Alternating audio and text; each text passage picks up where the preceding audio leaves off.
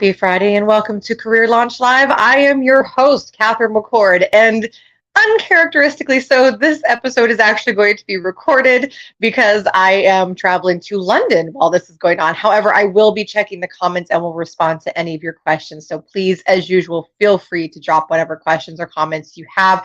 And I'm sure that Troy Holt, our wonderful, esteemed guest, will answer them as well. And I'm going to go ahead and bring him on today. I'm excited about this topic because it's an unusual one, but it's something that we all need to discuss. And our topic today is, well, my employer is responsible for my finances, right? Wrong. And we're going to talk about that and also how you can manage your finances and things like that in a more effective way. So without further ado, I'm excited to bring on the one, the only Troy Holt. Welcome. Catherine, thank you so much for the opportunity. For everybody that's listening, Catherine and I, we connected on Clubhouse, and then we kind of took it offline. And Catherine has been a guest on my podcast. The episode hadn't dropped yet, and we had a great conversation. We did. Yeah, we really did. So I really appreciate her. She was a jewel, dropped so much knowledge in HR. So look for that episode when it comes out. It's a great show. And what's the name of your show for the listeners? Troy Talks. And it's a good show. I highly, highly recommend. I don't, everybody listening knows I don't always say that even if I'm on the show, but I do recommend. I do recommend it highly. And can you tell us a little bit about what you do for those that are not familiar? Yeah, for those that don't know, my name is Troy. I own a company called Troy Holt Consulting, and I'm the CEO. The CEO stands for Chief Encouragement Officer. My title is my personality. I'm a certified financial educator, and what I do is teach people how money works. I'm truly on a mission to help people to eliminate financial illiteracy. That's true, and not just people. You have a specialty. I do, yes, women. I really focus on women. I support them. I focus on them, and it didn't start out like that. When I started looking over my client list, my book of business, I see most of them were women. And I'm like, they the one typically reach out to me, say, hey, I need your help. Can you help me? And so I just start focusing on the women because we know that statistically, women doesn't make as much and other factors. So I'm glad to support. I love that. And it was funny. That was the very first question out of my mouth. If you remember when I first met you, I said, why do you specialize in women? Because I'm always suspect with that. Right. Because I'm like, because some of them are creepos. I mean, it does happen. Right. True. But don't worry, ladies. Troy is not creepy. So he's very effective. And I love how you communicate knowledge because you really come from a humble and educational approach, not I know more than you and I am mighty kind of approach. So I find it very effective. Yeah. So that's why when I came up with this kind of complex topic, that you were actually the first person on my mind that you just popped in there, like reach out to Troy. Right. So from the HR perspective, I see a lot of people that when they ask for raises, when they're negotiating initial salary and offer, they start talking about, well, I need this amount of money because these are my expenses. And the first thing out of my mouth is always, so? Yeah. Because that has nothing to do, believe it or not, with that's not the responsibility of the employer. Your expenses have nothing to do with them. Now, it's great to say this is what I'm worth and here's why. That's great. I am all for that. And I'm all for the company. Before we dive into this topic, I want to be very clear. I'm all for companies needing to pay well above, the bases, make sure that not only that you're within fair market range, hopefully above it for a position, company type, all of that, but also make sure that according to the area that people live in, and if you're remote, you have to consider places like New York and California as your base because people may live there. And none of this different salaries for different states. That's silly. But just consider, the expenses that people may have based on where they live. So, but I hear that a lot. There's this kind of misconception that the employer is responsible for your finances. So my first question to you, Troy, is where do you think that comes from? Like just in terms of humanity and well, I like how you position it, and I think it's people are just looking at themselves So you said, okay, I need this amount of money to take care of my expenses. but what you flipped it, you said, hey, based on my worth and what I can bring to the table to the company, this is what I should get paid. Yes. So you shifting it. The first one is all about me, myself, and I. And so the second approach is you're saying, hey, I can bring and add value to your company, and this is why I think I should get paid, because of my value that I can bring.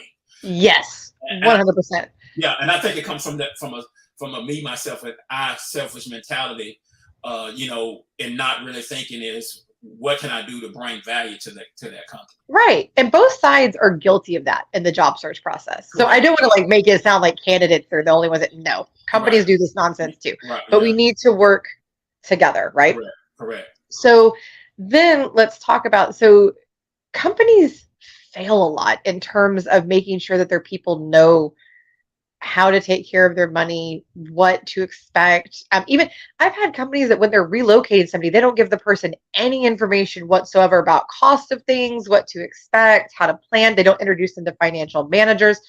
So with your type of experience and all the clients that you have, because your clients kind of run the gamut from my understanding when we talked, let's start with what's some advice that you would give to companies as they're onboarding people, whether they're remote or in the area or whatever. What's some advice that you would give them to help make sure that the finances of their employees are tended to, because that's a huge aspect and benefit, right? Yeah, I remember when I first started in this industry, and there were two females that joined together, and I think they still in the industry, but they partnered together. One still lives here, the other one moved to Memphis, and because the husband was in the military. And so one of the things that they did, they found a group, I think it was a nursing home, or a bunch of CNAs, and most of them was African Americans. And so they went in there and they started educating them on the retirement plan. I think they had a 401k. And I remember the ladies coming back, my two colleagues, and saying, and they got a referral, they knew somebody, and that's how they got in. They said they were shocked that the people didn't even know that they had a retirement plan, and they didn't know how it worked. So I think companies need to do a better job of education. Now, let me go back a little bit. Historically, the goal was, hey, get a job, work for a company, the company take care of you. If you take care of the company take care of you. So many companies provided a pension. So we see what started happening is the pensions and stuff, we see companies have fold. We see they start looking at the pension, and the pension start putting a toll on their overall expenses and or their profit margin. So what they did was, so now they shifted the responsibility from the employer to the employee. And so that's why you have things like the 401k, because now it's the employee responsibility. And so therefore they offer it, but they don't give them the education. And so I think that's where, people should ask. So another example is I still worked a corporate job, and I've gotten laid off twice. So I have my business, and then I also work a corporate job. Well, I'm laid off again now, but so much for that. But anyway, Catherine, one of the things. So hashtag hire Troy. Anyway, go ahead. Yeah, but one of the things that I would ask the employer, okay, so these benefits, so take for example, like they may offer life insurance, they may offer supplemental disability, sometimes long-term care. The one question I ask, if I leave this company, can I take it with me? It's very important. That is, and real quick, before we go further into any more of your wisdom, we're going to hit on that one. Okay. Because let me tell you, as somebody who has helped negotiate a lot of job offers over the years, I've even been called in from friends of mine who are executives to just help with their negotiations, right? That's paramount. That is huge, because, and it's kind of like the whole equity thing. I always laugh. People are like, oh, I got all this equity. I said, and is there an option for you to sell it back or anything like that in case they don't ever sell? And they Right. go, what do you mean? I'm like, because it's worthless unless they sell anything, unless you have a cash out option or like Correct. a sell option, things like that. And I'm like, oh, okay. And it's the same kind of thing with 401ks. Mm-hmm. There, if you can't take things with you, Mm-hmm. then Right. it's not very helpful unless you just happen to stay at that job for the rest of life. Otherwise, you've paid into something all these years. It's not helpful. Right. So if you get a job, and I'm not saying don't take jobs where you can't take the benefits with you. Correct. Correct. You can, but instead of using their benefits, find your own.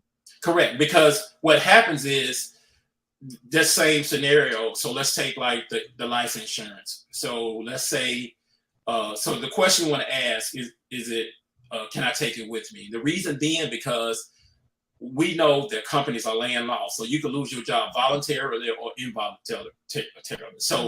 So many people say, well, I have insurance, I have life insurance on the job. That's great. Great. Typically as group, you don't have to show any assurability.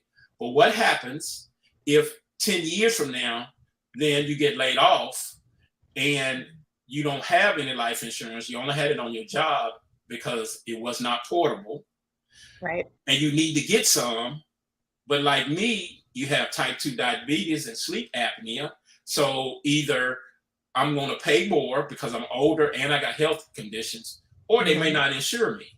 So, Troy, you and me are falling apart. It's not good for us. We got to pay all the money for our life insurance. Right, yeah. Well, I automatically know it's 25% more for me. Oh yeah. So what I try to explain to people is on the job, if it's not portable, you're renting it.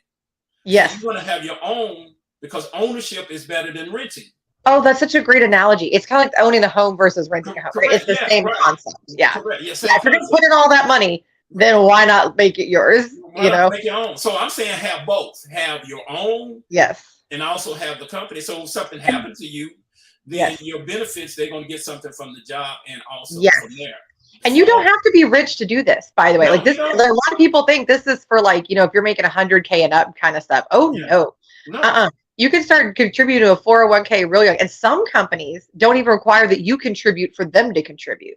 So if you get with some of these larger companies or the companies that really focus on this, some of them will contribute to your retirement, even if you don't. Well, that's huge. That's a good point, Catherine, because so many, again, people are not educated. So when I'm consulting with clients, I said, do you have a 401k or 401(b)? Yes. Okay. And then I asked, does the company match? And if so, how much? They said, well, I don't know. That's your homework. So I want you to go and find out. Go find out. Because because typically it's up to 6%. They kind of make it confusing, but whatever the match is, that's free money that they're giving. So at least put it to the match. Now, there are sometimes some caveats that if you leave voluntary or involuntary, you've got to have time vested in order to get the matching money. So you need to find that out, so do I have to stay 3 years or 5 years to get the matching money? So these are things that people need to have. And then when you leave the company, I don't recommend you keeping a 401k there. And here's the reason why. Because when you leave the company, you was part of the group. So you have fees and you have expenses. So what happens is when you leave, the company doesn't pay the fees and expenses that you comes out of your money. Correct. So it comes out of your money. So it's wise to roll it over into an IRA, or you can roll it over. You go get a new employer, and they allow the rollover. You can roll it over. And most do, by the way, now. Right. Most companies do now. Yeah, because it's a very simple process now. But again, if you put it in your own IRA, you control it. Yes, 100%. Right. And also, another reason I really advocate for having your own 401k, or at least one that you can control, is that if a company goes under, that can get real messy real quick. And we all learned during COVID that's not always something that you're prepped for. So and education is so very vital with all these things. And one thing that I've advocated for years, and I would love your opinion on this, is that companies of a decent size, maybe not little bitty ones, but of a decent size, one of the benefits that they should offer is financial counseling, because how many people were actually taught how to manage finances, how to handle a credit card, Yeah. things like that? How many people were actually taught that? I looked it up at one point, and according to the article I read, Lord help me, I cannot remember now what it was. It was some very low percentage, like well Yeah. below 5% of people were actually taught this. And I was going, wow, It's that huge. is depressing. That is But depressing. So what are your thoughts about companies offering things like that? if I had a company that offered that, and there's opportunities out there that you can get people to come in to educate the people for free. Let me say that again. There's people out there you can get people to come in and educate the people for free. Let me say that again. There's people out there For free. for free to educate the people for free. Mhm. And I'm one of those people. I said it. He's like, hashtag me. Yeah, but really true. It's true though. But Yeah. if an employer brings people in, say, hey, look, I don't want you to just work for me and get a paycheck. I really want to see you thrive. Yeah. I want to see you grow. And you Yeah. bring somebody in to help educate them, have classes, maybe, however, once a month or Right. whatever the case may be. I think those people, now, we know everybody's not going to take the class, No, but there are plenty of people that will. right. Plenty of people. But then when the class is over, those same people can say, hey, Troy, I enjoyed the class. Can I set up a one-on-one with you? So then I'm helping them even Yes. more. And so Yes. that employee Right. is learning about money. They're not stressed out. Mhm. They can come in, they're enjoying work because they've got some things in place. They're working toward financial generational Yes. wealth and all these things. And I think that's where a lot of employers miss it at, because again, there's people Yes. like me and there's others out there that will come in and educate the people for free. And Yes. reason why we do it for And it free. takes care of your people. It takes, to your point, when they're Right. less stressed out, they have less Correct. worries in their Yes. life. They're Yes. better Yes. educated, and you're, as an employer, showing that you care about them as a human. Correct. You're saying, even when you're not at work, I want to know that you're taken care of. I want to know that you have the skills and the knowledge and all the latest and greatest, because they're always changing laws about stuff and regulations for stuff, and it is confusing. So you can know about a 401k 5 years ago, but now it's a whole new ball game. Trust me. Right. Retirement accounts, all that kind of stuff. It is a mess. Now with important. me, I'm not securities licensed anymore, so I couldn't advise them on their selections in their 401k. Right. But I could, tell them, hey, look, that company's matching 6%. So you need to at least put to the match. If they give, that's free money. It's stupid for not getting that. Yeah, free why would you not do that? Right. And people, and then even like people to work with them on their budgeting and all, you can bring this in as a company very cheaply, to have just somebody come in and do a class about budgeting and credit cards and all that kind of stuff. And it's not just young people.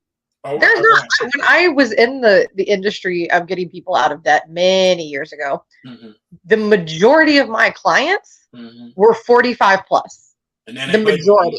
And then they baby boomers, right? Yeah.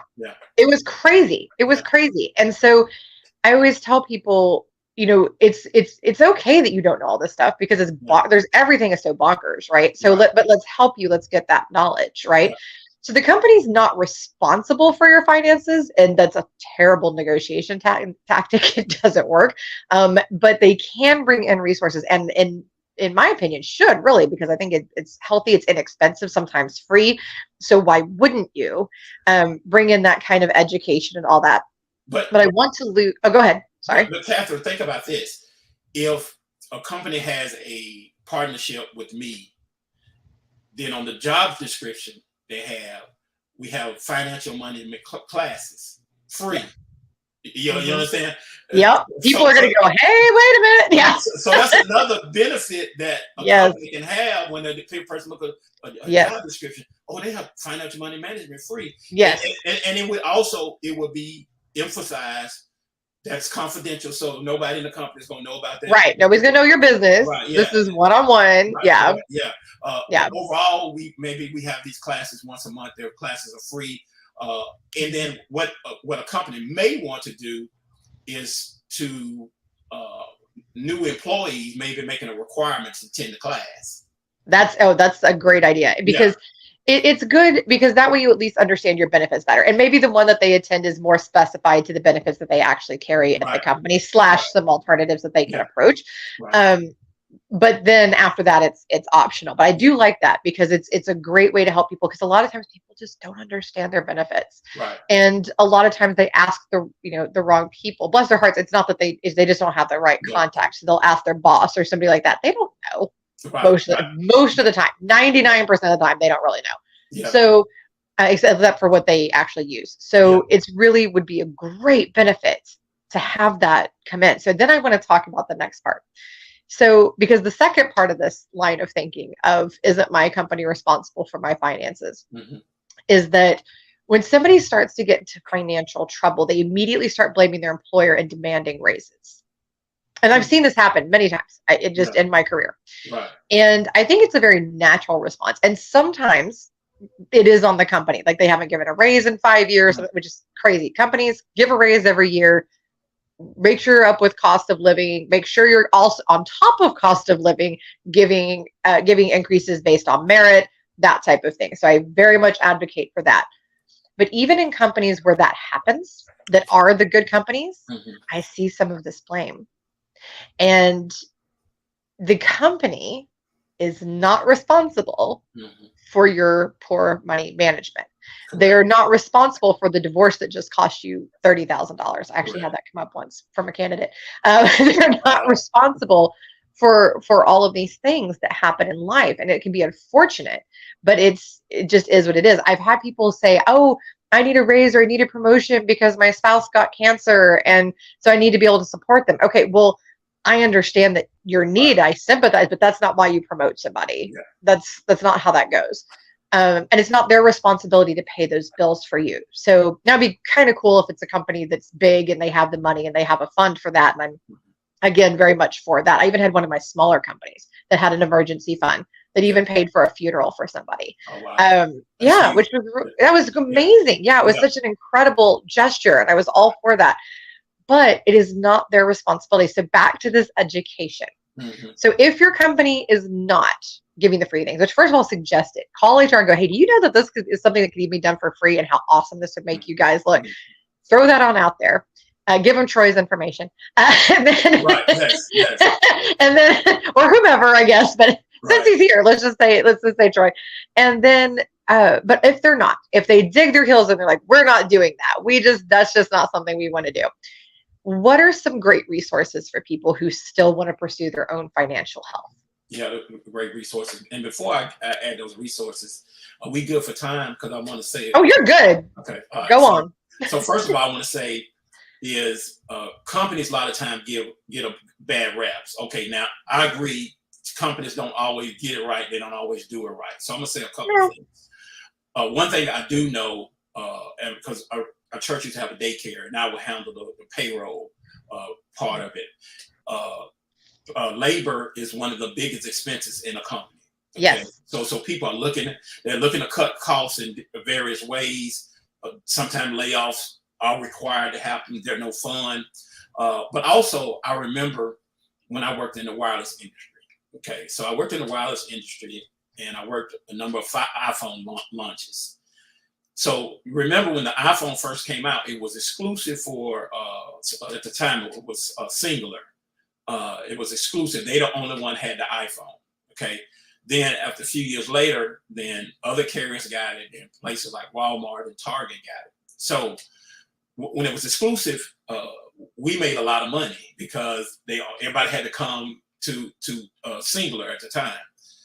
When they started spreading, so I remember we would start maybe I think open at 7 or 8, and then we may not leave to about a 7 to 12-hour shift. Okay, then when they start opening up, we would still come 7 or 8, but you may leave at your regular time because they don't sold out of phones about 11 or 12. So I remember those days. yeah, right. And so, so us employees, we used to get mad because, man, we wish they had more phones here. They Right. got them at Walmart and stuff like that. So then I kind of playing devil's advocate. I told my coworkers, I said, now let me ask you this.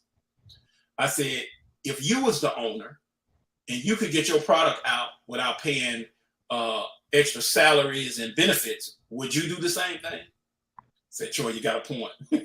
That's right. You got to think about the other side too, Yeah, and what makes good business sense. And people do forget that. They do. That was a great analogy because people forget that the company is not responsible for you. Correct. They're responsible for the whole. Correct. And so they have to look after the whole. Now, part of that is taking care of the individual. I don't want to take away from that, but when the need of the whole outweighs the need of the part, in every time with business. So yeah, absolutely. So I'm sorry. Now go ahead with your wisdom. Right. So a couple of resources I would recommend. Number one is I have a free ebook that a person can reach out to me. It gives an overview of it's kind of a chapter out of a book, but it gives an overview of financial literacy. Also, there's a book called The Psychology of Money, which is a great book that people can read. Rich Dad, Poor Dad is another one that people can read because it kind of gives people a concept of start thinking as a business owner. So one of the things I always recommend people is to have multiple streams of income. COVID Yes. That everybody should have multiple streams of income. Just don't rely on the job, because now we see all the layoffs, we see all the cutting back, and companies are not loyal like they used to be. You know, they still had layoffs in the past, and so you want to make sure that you're taking care of yourself. So those are just a couple of resources that I recommend. And if a person got some questions, you know, they can schedule some time. There's no obligation for them to schedule some time with me and help me give them. Troy will help you just to help. He's just a nice dude. I will. I will. Now, he will help you out. Now, let me say this, Captain. I can't say that I'm going to have 10 appointments with one person and I'm just. Oh, well, no, that's just silly. No, I just mean like one call. Just the kind of free consultation. There you go. Free consultation. Initial consultation. Correct. Free initial consultation. I do those all the time, you know, and help people, you know, and guide them and navigate them. Yes. If I can't help them, I won't hurt them. But those absolutely. And you can also point them to additional resources too. So, you know, if they have particular needs, you can say, okay, here's this. And having somebody to guide you through the process, everyone, really does help. It does. And my HR folks that are watching all that, call Troy, have him come talk to your folks, even if it's virtually. Trust me, it's a benefit that will get people in the door for you talent wise. It will help keep people. It will help keep your people healthier, happier, and less distracted. That's just smart. And candidates out there, remember, and workers, remember, the job is not responsible for your finances. You are. So get that education. Reach out to folks like Troy. I recommend him personally. Obviously, that's why he's on my show. But and just reach out and get that knowledge and those resources from somebody who really knows their stuff. Go ahead. Let me add something, Catherine. This doesn't cost anything. One of the things that we teach is the 7 money milestones, and it's basically a blueprint or roadmap for a person to create financial literacy. So the first one is a financial education, and it starts with you know, you can start doing some reading, but get with a trusted financial professional. That's first, so you can get educated. Number 2 is proper protection. Make sure in the event if something happened to you, whether it's a loss of income or whether it's passing, you got proper protection. Number 3 is a emergency fund. You know, 3 to 6 months expenses or income rather saved up in the event of emergencies. Number 4 is debt management. You know, helping navigate people through debt management. Number 5, show them how to increase cash flow. That could be either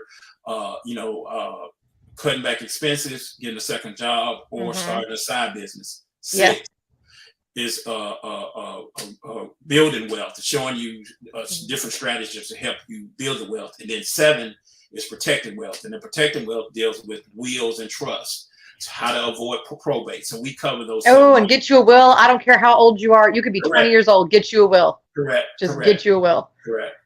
Yeah, So 100%. I love those tips. yeah, so those 7 money milestones, and many employers, not all of them, actually have where one of the benefits, they have some type of legal services that they can get Yeah. coming out of their check, and then Yes. call those people and get a will done, and so Yes. taking advantage of those type of things is important. It's wonderful. Yes. And if not, there's like legal Zoom and stuff like that that can do it for you online. It's super simple. But anyway, thank you so very much for joining me, Troy. You have been a Thank you. wealth of knowledge. This has been a great show. I'm kind of disappointed we didn't get to do the live version so that people could ask questions as we go. But again, comment. We will both be checking the comments. Yes. I'll tag Troy in them. He'll check them as well. But thank you so very much for joining us. Everybody connect with Troy on LinkedIn. Tell them your website, your show. Tell them all that real quick. Yes, you can connect with me on LinkedIn. It's Troy Holt on LinkedIn. Also, my website is troyholt.com. I do have a podcast. The podcast is The Troy Talks.com. The Troy Talks. Not just Troy, the right, Troy. The Troy, yes. And my podcast is not about finances. No, it's not. No, yeah, it's just really cool though. Yeah, general. It's a lot of wisdom. That's what it is. It's a lot of wisdom. Yes. So thank you again so very much. This has been a great topic. I was excited to do it. I think I definitely picked the right guest. Everybody connect with him. Connect with me. Be well. And same time, same place next week.